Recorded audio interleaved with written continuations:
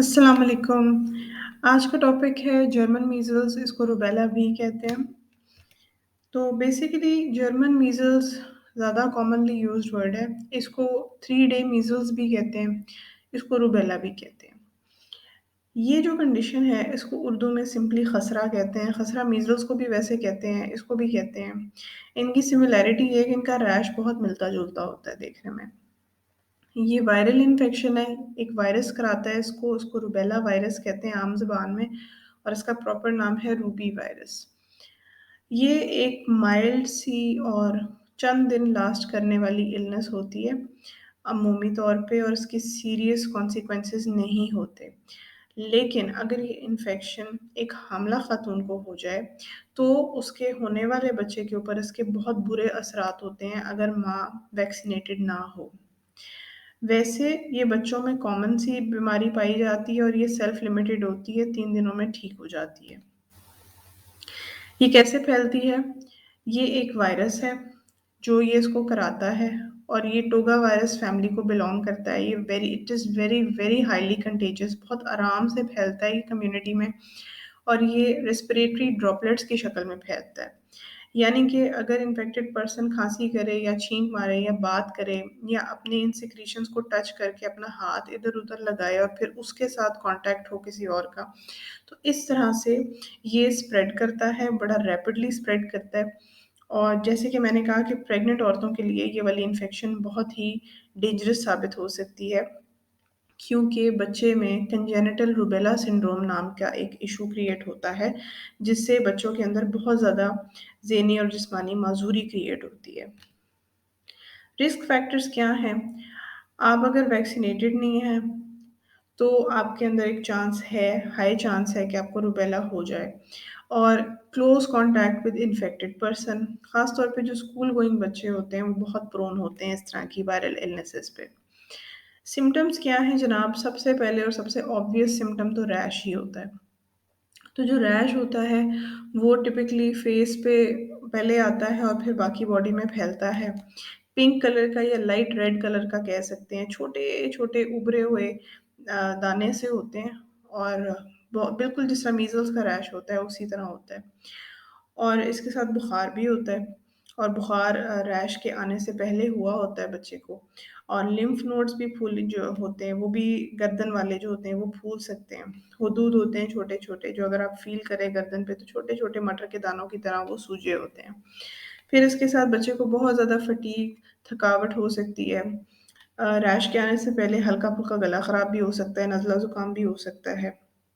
کچھ patients joint pain کی شکایت بھی کرتے ہیں، ہیڈ ایک کی شکایت بھی کرتے ہیں، اور رنی نوز کی بھی شکایت کرتے ہیں۔ ڈیوریشن یہ ہے کہ اس کا انکیوبیشن پیریڈ تقریباً 2 ہفتے کا۔ انکیوبیشن پیریڈ کا مطلب یہ ہوتا ہے کہ اگر آپ کے جسم میں وائرس داخل ہو گیا ہے تو تقریباً 2 ہفتے لگتے ہیں اس سے پہلے کہ کوئی سمٹمز آئیں، ٹھیک ہے؟ تو سائلنٹلی انفیکشن ہوئی ہوتی ہے، اس کو انکیوبیشن پیریڈ کہتے ہیں۔ تو روبیلا کا وائرس جب باڈی میں انٹر ہوتا ہے تو تقریباً 2 ہفتے کے بعد سمٹمز آنا شروع ہوتے ہیں۔ جب ایک دفعہ ریش آ جائے تو وہ 3 دن لاسٹ کرتا ہے عام طور پہ، اور پھر وہ ٹھیک ہو جاتا ہے۔ کمپلیکیشنز کی کیا ہیں؟ جو جرمن میزلز ہیں، جو کہ ریش اور فیور ہوتا ہے، اس کے ساتھ انسیفلائٹس، آرتھرالجیا اور تھرومبوسائٹوپینیا پرپورا ہو سکتا ہے، جو کہ سمپل الفاظ میں کہیں تو برین کی انفیکشن ہو سکتی ہے، جوڑوں کے مسائل ہو سکتے ہیں، اور بلڈ کے پرابلم ہو سکتے ہیں۔ کنجینٹل روبیلا سنڈروم وہ ہے جو کہ پریگننٹ عورت میں اگر انفیکشن ہو تو اس کے بچے کے اندر جو پرابلم کریٹ ہوتی ہے اس کو کنجینٹل روبیلا سنڈروم کہتے ہیں، اور اس میں بچوں کا جو آنکھیں ہوتی ہیں وہ متاثر ہوتی ہیں، موتیا بن جاتا ہے، مینٹل ریٹارڈیشن ہو جاتی ہے، اور ہارٹ کی پرابلمز ہو سکتی ہیں بچے میں۔ تو اس کا سب سے امپورٹنٹ حل یہی ہے کہ آپ یہ نوبت آنے ہی نہ دیں اور ویکسین لگوائیں روبیلا کی۔ روبیلا کی ویکسین جو ہوتی ہے وہ EPI اسکیجول کا پارٹ ہے، پاکستان میں جو ویکسینیشن کا پروگرام ہے۔ یہ ایک لائیو ویکسین ہے، اور لائیو ویکسین ہونے کی وجہ سے یہ ہر پرسن کے لیے سوٹیبل تو نہیں ہے۔ جو بہت چھوٹے بچے ہیں، یا جو پریگننٹ خواتین ہیں، یا وہ لوگ جن کی قوت مدافعت کمزور ہے، وہ لوگ اس کے لیے ایلیجیبل نہیں ہیں۔ لیکن جنرلی اسپیکنگ جو جنرل کمیونٹی ہے وہ ایلیجیبل ہوتی ہے۔ EPI اسکیجول کے تحت یہ 9 منتھس کے اوپر اور اس کے بعد 15 منتھس کے اوپر لگتی ہے۔ This is a picture of the EPI schedule. तो एज यू कैन सी कि जो फिफ्थ विजिट है 9 मंथ्स के ऊपर उसमें MR1 लगता है, और सिक्स विजिट 15 मंथ्स पे MR2 लगता है। MR means measles and rubella. घर में इसका क्या ट्रीटमेंट है? अब अगर बच्चे को रूबेला हो गया है, तो जैसे कि मैं बहुत सारी वीडियोज़ में कह चुकी हूँ कि जो वायरल डिज़ीज़ होती है जनरली उसके बारे में आप कुछ नहीं कर सकते। आप सिर्फ़ वेट कर सकते हैं कि डिज़ीज़ कब अपना कोर्स मुकम्मल करे। बच्चे को कंफर्टेबल रखें, बुखार है तो बुखार को कम करने के लिए दवाई दें, उसको पानी देते रहें, डिहाइड्रेट ना हो बच्चा। अमूमन जब इस तरह खसरा निकला होता है तो बच्चे को प्यास भी बहुत लगती है। तो बच्चे को फ्लूइड्स दें, स्कूल से छुट्टी कराएँ, बाकी लोगों के साथ बच्चे का थोड़ा-सा डिस्टेंस क्रिएट करें। विटामिन सी हेल्प करता है वायरल इलनेसेस में जनरली भी, और that's it, you just have to wait.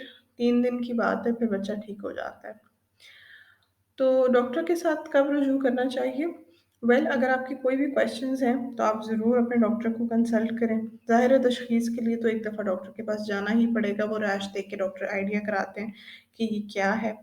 अगर कोई वार्निंग सिम्पटम्स आते हैं, जैसे कि बच्चा जो है वो बहुत ज़्यादा ग़ुनूदगी में जा रहा है, या उसको फिट्स पड़ रहे हैं, या उसको बहुत ज़्यादा सर में दर्द शुरू हो गई है, या नौसिया और वॉमिटिंग शुरू हो गई है, बच्चा ठीक नहीं फ़ील कर रहा, या अगर कोई प्रेग्नेंट पेशेंट है और उसको इन्फेक्शन हो गई है, तो definitely as soon as possible doctor के पास जाएँ, बिल्कुल देर ना करें। डॉक्टर क्या करेंगे? डॉक्टर हिस्ट्री लेंगे, मुआयना करेंगे, सिम्प्टोमेटिक ट्रीटमेंट देंगे, यानी कि जो उस वक़्त ऑनगोइंग मसला है, जिस तरह बुखार है तो उसकी दवाई दे सकते हैं।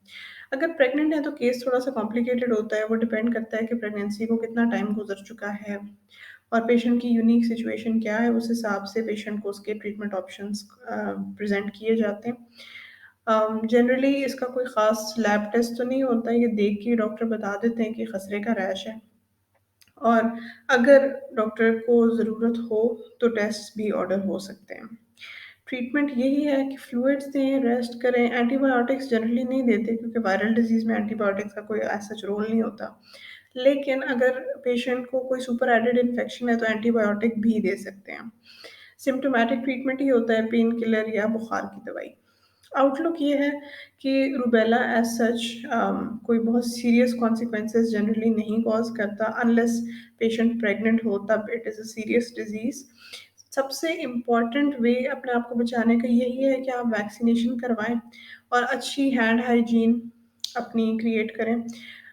हर वक़्त हाथ अपने धोते रहा करें, और चीज़ों को जो है टच ना किया करें, जो पब्लिक स्पॉट्स होते हैं जहाँ पे बहुत ज़्यादा लोगों की आमदो-रफ़्त होती है। तो इस तरह की हाइजीन प्रैक्टिसेस आपको बहुत ज़्यादा फ़ायदा देती हैं बहुत सारी डिजीज़ेज़ से।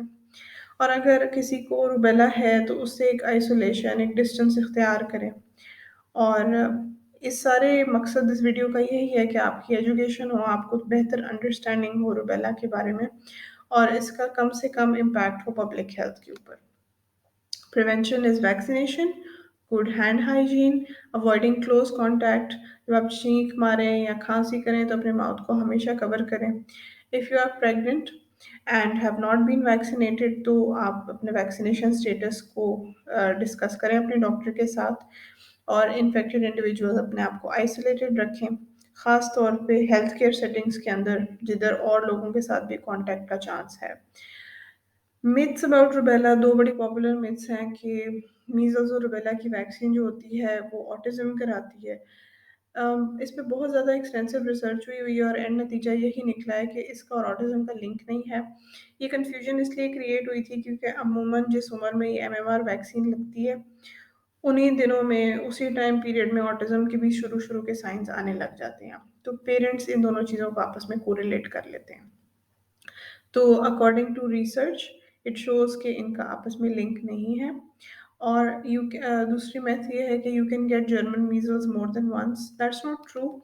एक्चुअली जब बच्चे को आप देखते हैं ना, तो मीज़ल्स का और जर्मन मीज़ल्स का रैश तकरीबन एक जैसा ही होता है। तो देख के कहना मुश्किल है, तो आम ज़बान में जिन लोगों को नहीं इतनी नॉलेज वायरस के बारे में, तो वो कहते हैं कि फलाने को खसरा 2 दफ़ा हो गया, 3 दफ़ा हो गया। वो एक्चुअली हुआ ये होता है कि बच्चे को एक दफ़ा सादे मीज़ल हुए होते हैं और एक दफ़ा बच्चे को जर्मन मीज़ल हुए होते हैं। तो वो कहते हैं खसरा बार-बार हुआ। تو جرمن میزل ایک دفعہ ہو گیا تو بہت زیادہ چانس یہ ہے کہ دوبارہ نہیں ہوگا، ٹھیک ہے؟ تو جب آپ انفیکٹ ہو جاتے ہیں تو آپ کی ایک امیونٹی ڈیولپ ہو جاتی ہے، تقریباً لائف ٹائم کے لیے ہوتی ہے۔ And if you like this video and comment and share and subscribe to my channel. Instagram اور فیس بک پہ میرے پیجز کو فالو کریں، میں اس میں بہت زیادہ میڈیکل پوسٹ ڈیلی اپلوڈ کرتی ہوں، تو if you're interested in that kind of thing, go ahead and follow. And inshallah I'll be back with another video. Allah Hafiz.